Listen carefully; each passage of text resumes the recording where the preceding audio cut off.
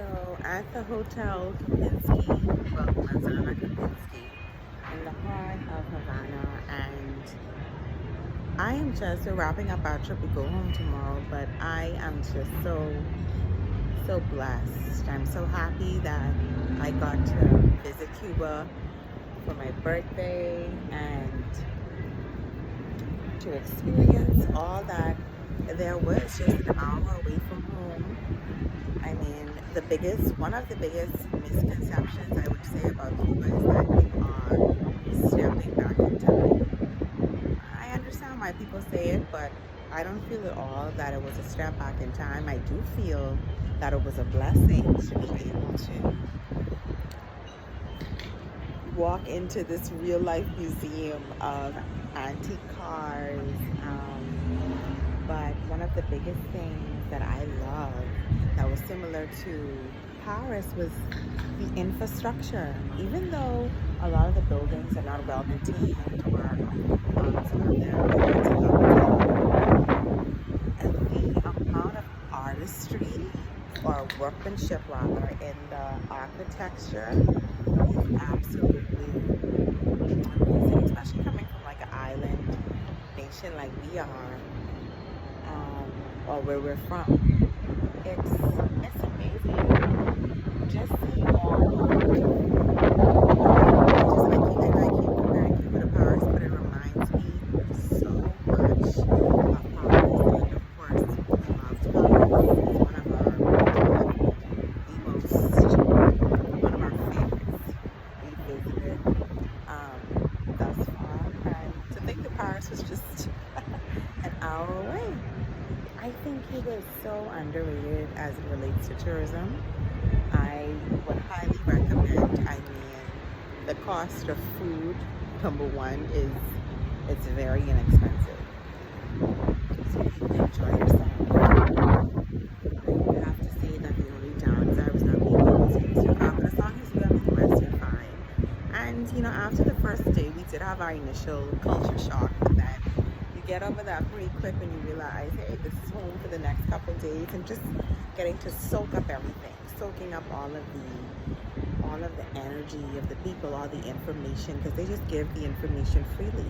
Any history you want to know, their opinions, they just freely share, and I love that about them. In all the countries that I've traveled to so far, I must say the Cuban people, they are my favorite people thus far. They are just so open for your talk, and their English is really good. The ones that do actually speak English, their English is very good. Another appreciation I have for Cuba is like this drink. It's fresh papaya. Like, I love that. They're not big on like sugar and stuff like that. And I see why the people are so nice and strong. So nice and strong and able to pedal those bikes and tote people on them. I see why they take health very seriously. Exercising, walking, pedaling, all of those things are a regular part of life. And yeah, the nutrition, I've yet to eat something oily. It's really, I know I keep saying that. It's really nice. It really does. I bet it really reminds me.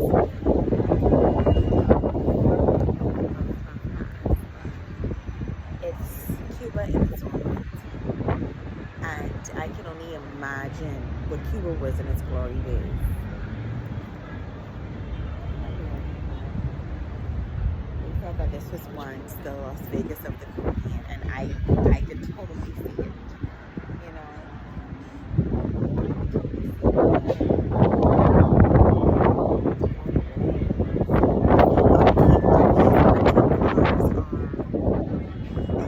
It's phenomenal. It's like they're clean.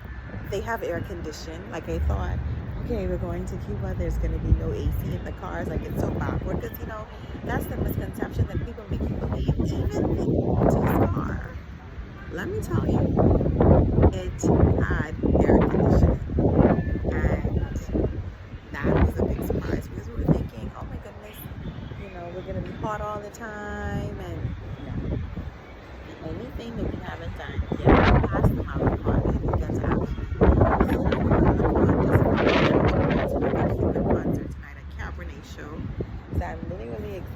about that. But what we have done so far is more than I could have ever imagined. For my birthday, I would say that I did everything that pretty much that there was to do in Cuba. That was my big on my top 5. But I'm so looking forward to the Cabernet show.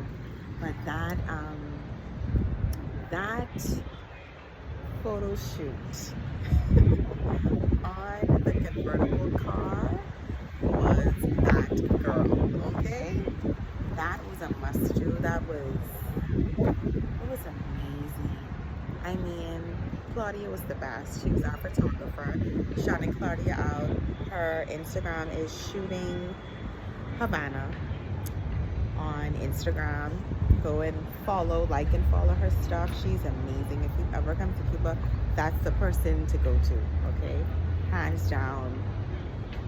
That's the experience. Book her on Airbnb experiences. She's amazing. So, yeah, so definitely the convertible car shoot was one of my favorite things. Eating at the restaurant that was Havana. I don't remember, but when I remember, I'll put it down on the video. But food here, you thought that food was going to be horrible. Key tip is ask recommendations from local people. That's the first thing. And then the second thing would be to, now, I wouldn't say necessarily Cuban food is bad, but they work with what they have. But the best food that we've eaten was at Cha-Cha, was at the hotels and the big restaurants. Unfortunately, I can't say that I ate anything, that was good outside of when they were in those places. And it was delicious. Actually, it was some of the best food that I've ever tasted in my life. So the thing about travel, what it does, you get to have your own perspective because you go and experience it for yourself. So even if somebody, like, we watch a million vlogs and what's not before we actually do travel to a place, but it's still your own personal experiences. That's what travel is. You're telling something from your point of view, and that is downloaded in your bank of experiences, and it becomes a part of your life. And so, yeah, there's so much to say about Cuba. All I can say is come. Any misconceptions you had, do your research, do what you need to do, but come. It's important to come and experience things for yourself. Cuba is amazing. The people are amazing. The food is amazing. Don't go off of what you hear. Come and enjoy. It is the ultimate destination for a vacation, for a different change of scenery, okay? Even just a quick getaway. Come and experience Cuba. That's it. That's the post.